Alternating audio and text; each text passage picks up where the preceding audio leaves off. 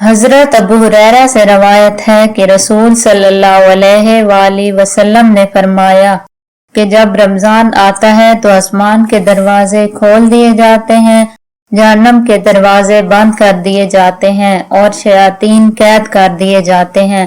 ماہ صیام نزول قرآن کا مہینہ، اللہ تعالیٰ کی خاص رحمتوں اور برکتوں کا مہینہ، صبر کا مہینہ، ایک دوسرے سے خیرخواہی کا مہینہ، جنت میں داخل اور جہنم سے آزادی حاصل کرنے کا مہینہ ہے۔ رمضان المبارک میں پڑھی جانے والی دعائیں: اے اللہ ہماری زبان پر کلمہ طیبہ ہمیشہ جاری رکھ۔ اے اللہ ہمیں کامل ایمان نصیب فرما اور پوری ہدایت عطا فرما۔ اے اللہ ہمیں پورے رمضان کی نعمتیں اور برکتیں عطا فرما۔ اے اللہ ہم پر اپنی رحمت نازل فرما اور رزق حلال عطا فرما۔ اے اللہ ہمیں دین اسلام کے احکام پر مکمل طور پر عمل کرنے والا بنا دے۔ اے اللہ ہمیں اپنا محتاج بنا، کسی غیر کا محتاج نہ بنا۔ اے اللہ ہمیں لیلۃ القدر نصیب فرما۔ اے اللہ ہمیں جھوٹ، غیبت، برائی اور فساد سے بچا۔ اے اللہ ہم سے تنگ دستی، خوف، گھبراہٹ اور قرض کے بوجھ کو دور فرما۔ اے اللہ ہمارے صغیرہ اور کبیرہ گناہوں کو معاف فرما۔ حضور اکرم صلی اللہ علیہ وآلہ وسلم کا فرمان ہے کہ جس نے ایک دن کا روزہ اللہ کی رضا کے لیے رکھا، اللہ تعالیٰ اسے جہنم سے اتنا دور کر دے گا جتنا کہ ایک کوا اپنے بچپن سے اڑنا شروع کرے یہاں تک کہ بوڑھا ہو کر مر جائے۔ حضور صلی اللہ علیہ وآلہ وسلم نے فرمایا کہ جب رمضان کا مہینہ آتا ہے تو اللہ تعالیٰ ایک منادی کرنے والے کو حکم دیتا ہے کہ 3 مرتبہ یہ آواز دے: ہے کوئی مانگنے والا جس کو میں عطا کروں؟ ہے کوئی توبہ کرنے والا جس کی توبہ میں قبول کروں؟ ہے کوئی مغفرت چاہنے والا جس کی میں مغفرت کروں؟ حضور صلی اللہ علیہ وآلہ وسلم رمضان کی اہمیت واضح کرتے ہوئے فرماتے ہیں کہ اگر بندوں کو معلوم ہوتا کہ رمضان کیا ہے تو میری امت تمنا کرتی کہ کاش پورا سال رمضان ہی ہو۔ اللہ تعالیٰ کی بارگاہ میں عزت والا وہ ہے جو متقی ہے۔ اللہ تعالیٰ متقی لوگوں کے ساتھ ہے۔ اللہ تعالیٰ متقی لوگوں کو پسند فرماتا ہے۔ جنت متقی لوگوں کے لیے تیار کی گئی ہے۔ قیامت کے دن متقی لوگوں کو مہمان بنا کر اللہ تعالیٰ کی بارگاہ میں حاضر کیا جائے گا۔ متقی لوگوں کے لیے اللہ تعالیٰ کے پاس نعمتوں والی جنتیں ہیں۔ اللہ تعالیٰ متقی لوگوں کا مددگار ہے۔ متقی لوگ قیامت کے دن ایک دوسرے کے دوست ہوں گے۔ متقی لوگ امن والے مقام میں ہوں گے۔ آخرت کا اچھا انجام متقی لوگوں کے لیے ہے۔ تقوی فضیلت حاصل کرنے کا سبب ہے۔ جسے تقوی عطا کیا گیا اسے دین و دنیا کی بہترین چیز دی گئی۔ متقی لوگ سردار ہیں۔ اللہ تعالیٰ ہمیں تقوی پرہیزگاری اختیار کرنے کی توفیق عطا فرمائے اور اپنے کرم سے ہمیں جہنم کے عذاب سے بچائے، آمین۔ قرآن و حدیث میں رمضان مبارک کو بہت اہمیت حاصل ہے اور رمضان المبارک ہی وہ بابرکت مہینہ ہے جس کا ذکر قرآن مجید میں آیا ہے۔ ارشاد باری تعالیٰ ہے کہ رمضان کے مہینے میں قرآن مجید نازل کیا گیا۔ اس مہینے میں ایک رات ایسی آتی ہے جو 1000 راتوں سے افضل و بہتر ہے۔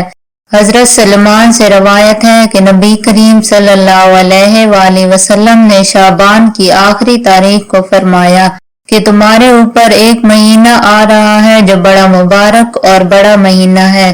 اس میں ایک رات ہے جو ہزاروں مہینوں سے بڑھ کے ہے۔ اللہ تعالیٰ نے اس ماہ کے روزہ کو فرض فرمایا اور اس میں رات کے قیام کو ثواب کی چیز بنایا۔ ناظرین کرام، وظائف کے ساتھ ساتھ نماز پنجگانہ کی بھی پابندی لازمی کرے، کیونکہ نماز ہی ایک مسلمان کے لیے اللہ تعالیٰ کا سب سے بڑا حکم ہے۔ نماز مصیبتوں کا بہترین علاج اور رحمتیں حاصل کرنے کا اعلیٰ ذریعہ ہے۔ جگہ بدل بدل کر نماز پڑھنی چاہیے، کیونکہ زمین کا وہ حصہ جہاں ہم نماز پڑھتے ہیں ہمارا گواہ بن جاتا ہے اور آخرت میں مغفرت کا ذریعہ بن جائے گا۔ نماز مصیبت کو دور کرتی ہے، نماز چہرے پر نور لاتی ہے، نماز بیماریوں سے نجات دلاتی ہے، نماز عذاب قبر سے محفوظ رکھتی ہے، نماز رزق کی تنگی کو دور کرتی ہے، نماز سچا مومن بناتی ہے، نماز اللہ کی رحمت کا ذریعہ ہے، نماز بے حیائی اور برے کاموں سے روکتی ہے، نماز جنت میں داخلے کا خزانہ ہے، نماز جہنم کی آگ سے نجات کا سبب ہے، نماز افضل جہاد ہے، نماز مومن کا نور ہے، جو نماز پابندی سے وقت پر ادا کرتا ہے ایسے شخص کے لیے اللہ تعالیٰ کا وعدہ ہے کہ وہ اس کو بخش دے گا۔ فجر کی نماز سے پہلے کی 2 سنت دنیا اور دنیا کی تمام تر چیزوں سے زیادہ بہتر ہیں۔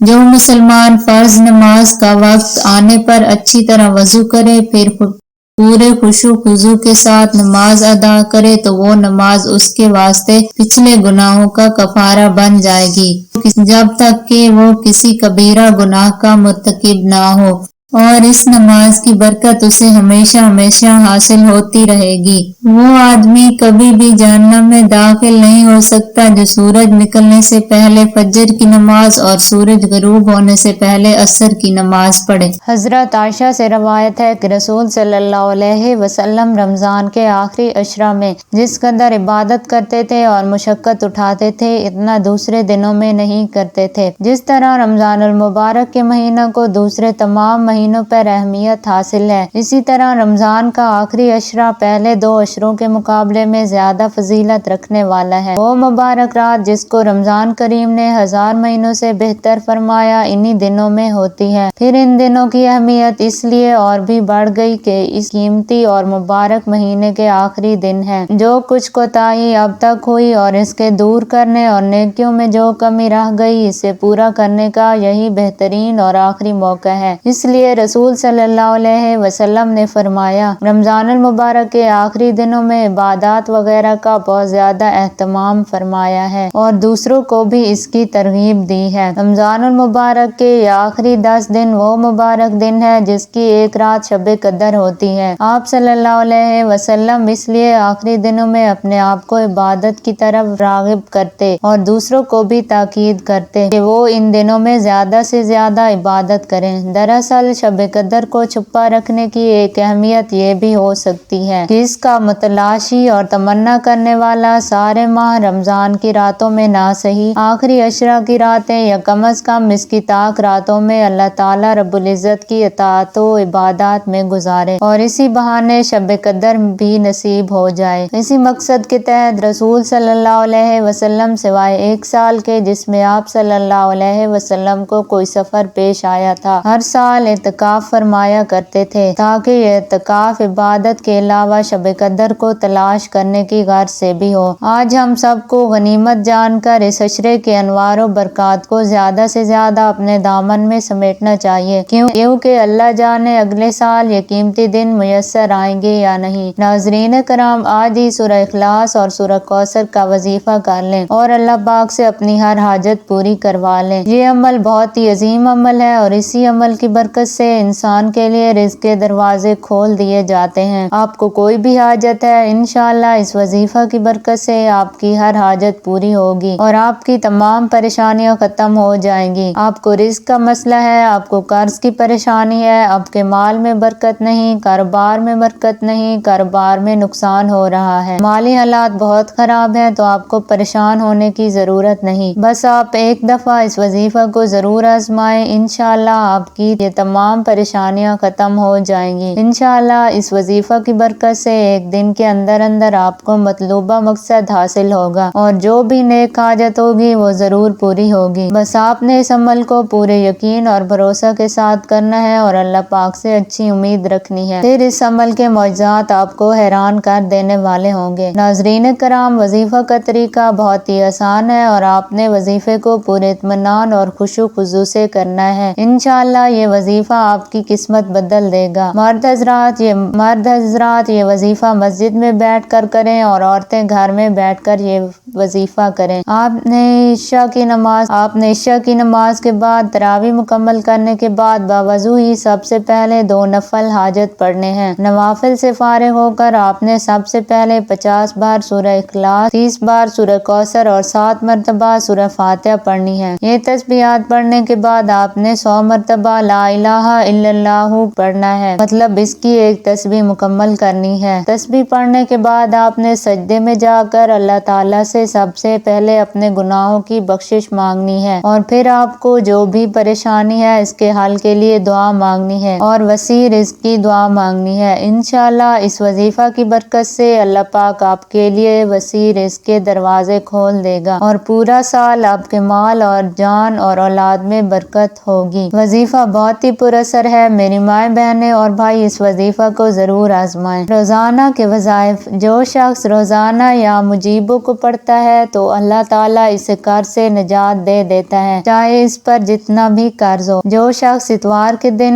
نماز فجر کے بعد 320 مرتبہ یا متینوں پڑھتا ہے، اسے کسی بھی اچھے ادارے میں نوکری مل جاتی ہے اور اس کے عہدے میں ترقی ہوتی ہے۔ جو شخص دن میں کسی بھی وقت یا ربنا 100 بار پڑھتا ہے، اللہ تعالیٰ اس کے لیے بے شمار رزق کے دروازے کھول دیتا ہے اور اسے ہر مشکل میں آسانی ہوتی ہے۔ جو شخص فجر کی نماز کے بعد 100 مرتبہ لا الہ الا اللہ پڑھتا ہے، اللہ تعالیٰ اس کے پورے دن کے کام اپنے ذمہ لے لیتا ہے اور اس کی زندگی میں آسانیاں پیدا کرتا ہے۔ چھوٹے بچے اگر بہت زیادہ روتے ہوں تو اس کے لیے سورہ مدثر کی آیت نمبر 28 کو پڑھ کر بچے کو دم کریں یا تعویذ بنا کر بچے کے گلے میں ڈال دیں، انشاءاللہ بچہ رونا بند کر دے گا۔ کوئی بھی دعا ہر صورت قبول کروانی ہو تو عشاء کی نماز کے بعد باوضو ہو کر سجدہ میں یا رحمانوں کا 40 مرتبہ ورد کر کے جو بھی دعا مانگی جائے وہ ضرور قبول ہوتی ہے۔